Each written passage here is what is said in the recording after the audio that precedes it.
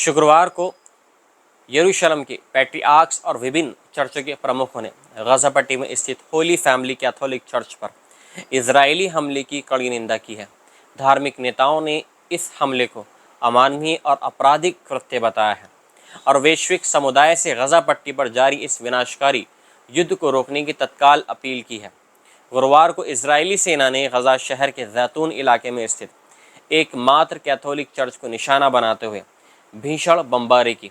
इस हमले में चर्च परिसर को भारी नुकसान पहुंचा।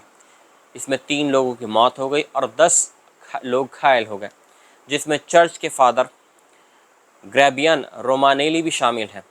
चर्च परिसर में उस समय करीब 600 शरणार्थी थे, जिनमें विकलांग बच्चे भी शामिल थे।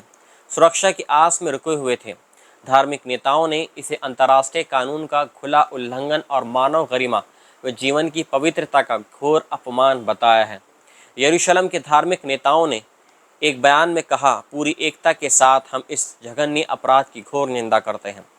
पूजा स्थलों पर, चर्चों पर हमला करना न सिर्फ अवैध है बल्कि पूरी मानवता के खिलाफ एक अपराध है।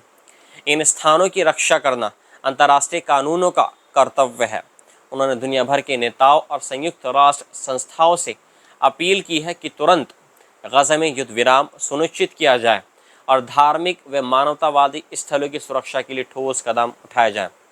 इस हमले के बाद शुक्रवार को एक उच्च स्तरीय धार्मिक प्रतिनिधिमंडल गाज़ा पहुंचा। इस प्रतिनिधिमंडल का नेतृत्व यरूशलेम के लैटिन पैट्रियार्क कार्डिनल पिएबर्तिस्ता पिज़ाबाला और Greek Orthodox patriarch Theophilos III ने किया।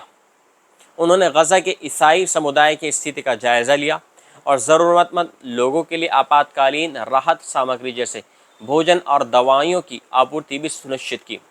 गंभीर रूप से घायलों को गाज़ा के बाहर इलाज के लिए निकाला गया। चर्च के नेताओं ने पोप लियो का आभार जताया कि उन्होंने गाज़ा में प्रतिनिधिमंडल के पहुंचने पर सीधे संवाद किया और गाज़ा के लोगों के साथ खड़े होने का भरोसा दिलाया।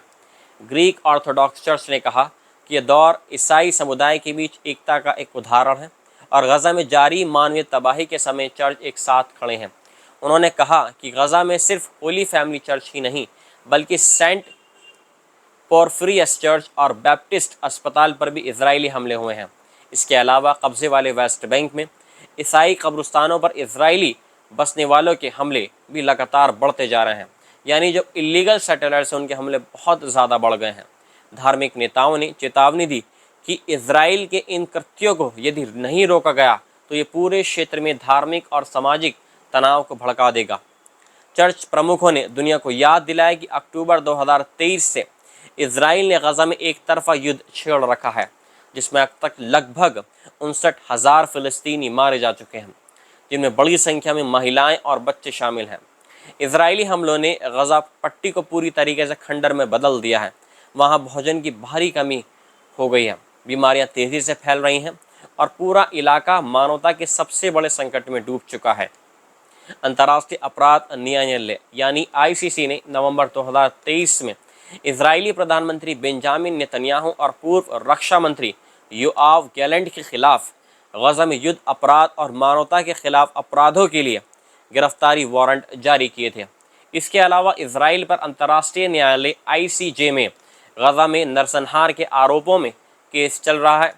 यरूशलेम के धार्मिक नेताओं ने 2 टूक कहा है कि अब वक्त आ गया है कि दुनिया नैतिक जिम्मेदारी निभाए और गाज़ा में जारी इस हत्याकांड को तुरंत रोके। उन्होंने स्थायी युद्ध विराम की मांग करते हुए कहा कि बेगुनाह नागरिकों की रक्षा और धार्मिक स्थलों की गरिमा बचाने के लिए विश्व समुदाय को तुरंत कदम उठाने होंगे।